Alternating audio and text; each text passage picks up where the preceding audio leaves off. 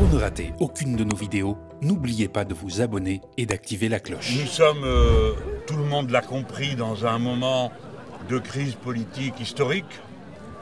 Et voici que dans le parcours des projets de loi de finances, que ce soit social ou du budget de l'État, intervient cette journée qui normalement, constitutionnellement, est réservée aux parlementaires.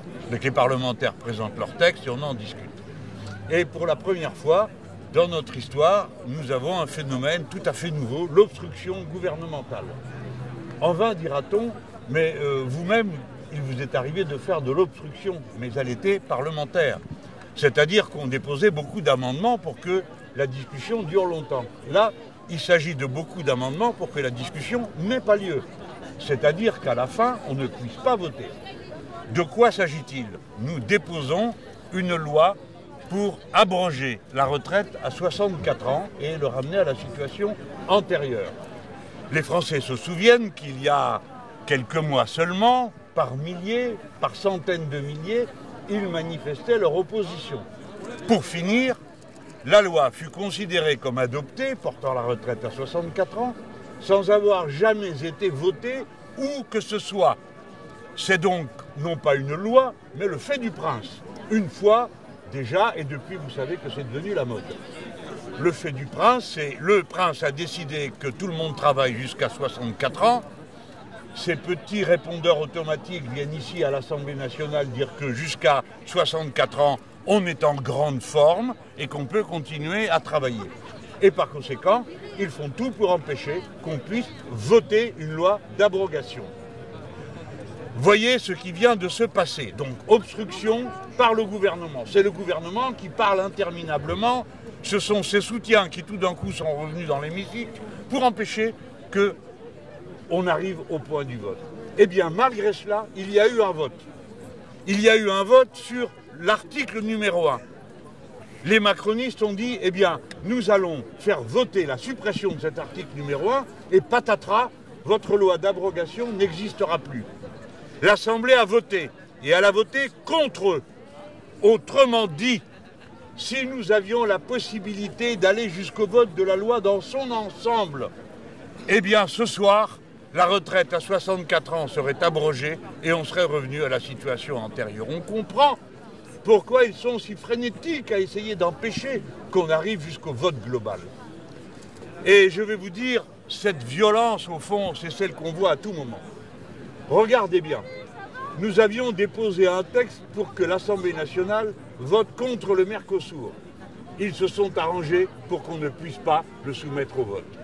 Nous avions préparé un texte pour demander la destitution du président de la République dont tout le monde sait quelle est l'unique possibilité dont on dispose pour que les Français reviennent aux urnes et qu'on puisse trancher cette crise politique. Ils se sont arrangés pour qu'on ne puisse pas non plus en parler dans l'hémicycle. Le macronisme est devenu un régime de violence permanente contre le Parlement. Voilà où nous en sommes. Alors bien sûr, le ronron de la vie fait qu'on peut l'oublier. Mais tout ceci est le fait d'un gouvernement illégitime. Monsieur Macron n'a pas désigné la première force issue des urnes, mais la dernière. Il dépose un projet de budget sur lequel pas une seule fois il est arrivé à avoir une majorité. Et maintenant, voici que par de l'obstruction pure et simple, il empêche que l'on revienne sur une décision particulièrement cruelle. Et ce travail est fait avec des mots qui sont inécoutables. A-t-on vu jamais qu'on vante le fait qu'on puisse travailler jusqu'à 64 ans de gaieté de cœur? A-t-on vu jamais qu'on propose de taxer les terroristes pour entretenir le régime de retraite, comme si tout ça pouvait être un sujet de rigolade dans un hémicycle? Ce sont des méthodes indignes et inacceptables. C'est bien pourquoi nous pensons que notre action, cette journée, est une action qui compte. Et maintenant, nous voici au pied du mur. Pourquoi font-ils tout ça? Dans 6 jours, le gouvernement sera tombé. Eh bien, le dernier acte de ce gouvernement sera été de faire durer une mesure inacceptable qui consiste à faire travailler les gens 2 ans de plus. Voilà à quoi ils sont bons, et seulement à cela. la dernière mesure du gouvernement de M. Barnier aura été de faire souffrir les gens, encore une fois. Dans 6 jours, il n'y a plus de gouvernement. Et il n'y a pas d'autre possibilité, si l'on veut revenir aux urnes, comme on le fait dans tous les pays démocratiques du monde. Quand il y a un blocage institutionnel, ce sont les électeurs qui décident. Comment on débloque le verrouillage? Eh bien, il n'y a qu'une seule et unique solution, que le président s'en aille et que l'on vote pour trancher sur les grandes orientations qui occupent le pays et qui sont en débat depuis le début. Ce ne sont pas des discussions annexes que nous avons eues pendant les élections législatives. Les macronistes se cachaient derrière leurs doigts, mais pas nous, ni les autres. Chacun a défendu ses thèses devant les Français. Et c'est bien le blocage auquel on est arrivé qu'il faut dénouer d'une manière ou d'une autre. Eh bien, que le pays choisisse. Et on ne doit pas s'inquiéter de la démocratie. On doit s'inquiéter de la violence qui l'empêche. Voilà le résumé que je voulais faire devant vous de cette journée pendant que mes camarades sont dans l'hémicycle et quelques-uns ici autour de moi, de manière à ce que le pays tout entier, par votre entremise, soit rendu témoin de ce qui est en train de se passer ici, aujourd'hui, à l'Assemblée nationale, et comment s'achève en quelque sorte sous nos yeux, de la manière la plus pitoyable qui soit, l'agonie du macronisme. Michel Barnier a renoncé à l'augmentation de la taxe sur l'électricité. C'était une demande faite par le Rassemblement national. Est-ce que le Premier ministre s'achète une non-censure de Marine Le Pen? C'est l'impression qu'on en a, qu'en promettant toutes sortes de persécutions contre des pauvres gens, ici l'aide médicale d'État, qui est pourtant indispensable, là ce sera encore autre chose, enfin bon. La taxe sur l'électricité, je ne fais pas devant vous la démonstration de pourquoi la réponse qu'il a faite n'est pas honnête, elle n'est pas sincère, elle n'aboutira pas à une réduction. On peut penser qu'il essaye de cette manière de se concilier les bonnes grâces du Rassemblement national. Va-t-il y parvenir? C'est ce que nous allons voir. Et il est vrai, je reconnais, que la question se pose, parce que, oui, le Rassemblement national a déjà refusé de voter la destitution du président de la République, oui, il a refusé de voter la censure. Que va-t-il faire maintenant? Va-t-il venir au secours de M. Macron une fois de plus ou pas?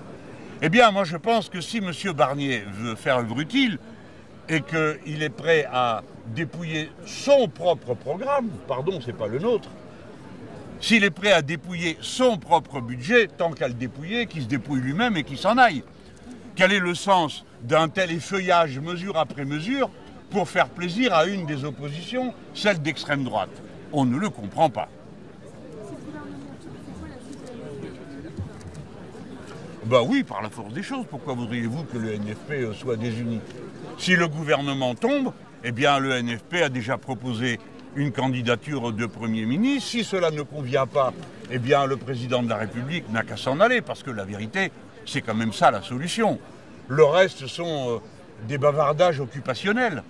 On parle, on s'agite, et on ne tranche rien. On ne règle rien, et on laisse les choses durer et pourrir sur pied.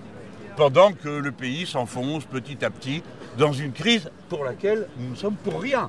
Ce n'est pas nous qui avons créé 1000 milliards de dettes, ce n'est pas nous qui laissons les grandes entreprises fermées, ce n'est pas nous qui avons laissé pendant 25 ans le Mercosur se discuter sans rien faire pour l'arrêter.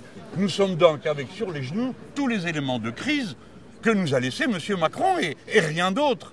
Par conséquent, nous pensons que les gens qui ont créé le problème ne sont pas les mieux placés pour le régler. Et que les gens qui ont toujours combattu les causes du problème sont par contre les mieux placés pour faire face à la suite. Alors que le peuple français tranche. Mais de grâce, halte à cette mascarade que le macronisme est en train d'organiser. En cas de censure, Michel Barnier met en garde les Français contre une tempête de turbulences graves sur les marchés financiers et il pointe la responsabilité de la gauche. Il dit qu'il faudra assumer les conséquences de cette censure. Qu'est-ce que vous répondez? Que M. Barnier n'a jamais eu beaucoup d'imagination. Et une fois de plus, on le voit, ce sont les calamités habituelles. L'hiver nucléaire, les sauterelles, les épidémies. Tiens, à propos, l'épidémie de grippe aviaire, par exemple. Bon, on connaît tout ça. Qui a mis le pays dans cet état? Lui. Au nom de quoi son maintien serait-il, lui et les autres, hein, Au nom de quoi son maintien serait-il la solution au problème? Non. Et nous nous sentons parfaitement capables de faire face à la situation qui résulterait de son départ et de celui de M. Macron. On saurait quoi faire. Nous avons un programme. Il a été soumis aux Français. Nous avons un projet de budget. Nous venons de faire la démonstration que pour la partie recette, nous amenions la situation du budget de la France en dessous des 3% de déficit. Nous savons faire, pas eux. Voilà. Voilà la vérité, M. Barnier. Alors bon, on ne lui en veut pas, il est là pour ça. Et il essaiera de grappiller jour après jour, heure après heure, quoi? Eh bien, le recul du moment où il lui faudra bien disparaître et s'en aller. En conclusion, par cette censure, vous recherchez le présidentiel anticipé. Oui, monsieur. Vous êtes un observateur sagace. Et cela ne devrait pas vous surprendre. Mais oui, mais bien sûr. Mais à moins que quelqu'un ici ait trouvé une autre idée. Est-ce qu'on peut retourner aux urnes d'une autre manière? La réponse est non. Par conséquent, puisqu'on ne peut pas faire de nouvelles élections législatives, alors faisons une élection présidentielle. C'est le seul moyen qu'on a de voter. Et vous ne devez pas être surpris. Vous me présentez ça comme si c'était une objection à notre propre attitude. Mais pardon, c'est bien nous, les Insoumis, qui avons dit dès le mois d'août qu'il fallait destituer le président de la République. Et depuis, les signaux se sont multipliés qui montrent que nous avons raison. Non seulement il est incapable de régler quelques problèmes que ce soit, mais il n'a rien respecté. C'est lui qui n'a pas consulté les présidents des assemblées avant de dissoudre.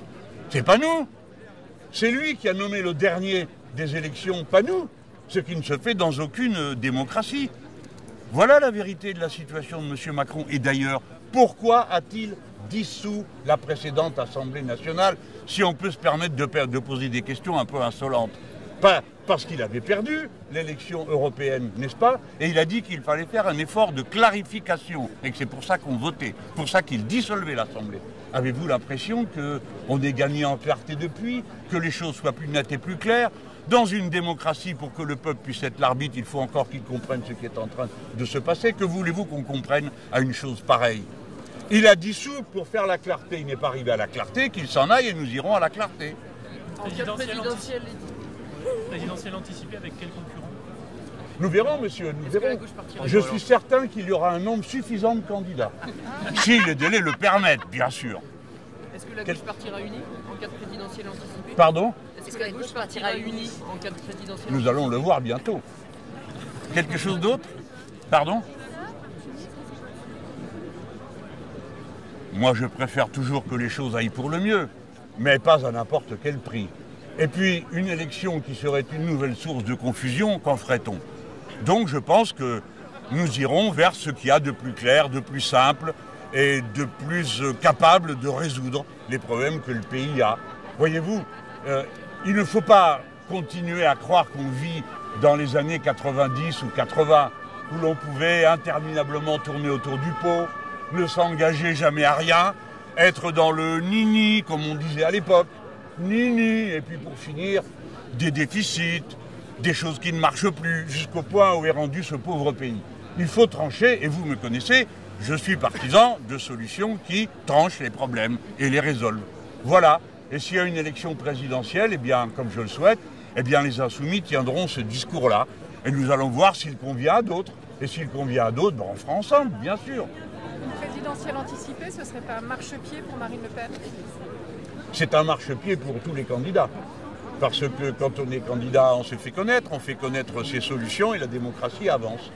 Alors je sais que le jeu permanent consiste à faire semblant de s'inquiéter, de s'affoler du Rassemblement national. Je signale que nous lui avons fait perdre la dernière élection. Enfin, ce détail semble avoir échappé à beaucoup de monde. Nous leur avons fait perdre la dernière élection. Comment? Par une méthode qui a été... Il faut bien qu'on s'attribue un peu de mérite, nous les Insoumis, au milieu de toutes les horreurs qu'on dit sur nous. Eh bien, nous l'avons réussi en créant l'union. Eh bien voilà, comment avons-nous créé l'union? Sur des solutions claires, nettes, de rupture. Voilà la bonne formule pour nous, la gauche. Mais si le pays veut autre chose, madame, il ne faut pas craindre la démocratie. Et il ne faut pas avoir peur de gagner. Pour ma part, et mes amis insoumis, nous n'avons pas peur de gagner la présidentielle devant le Rassemblement national.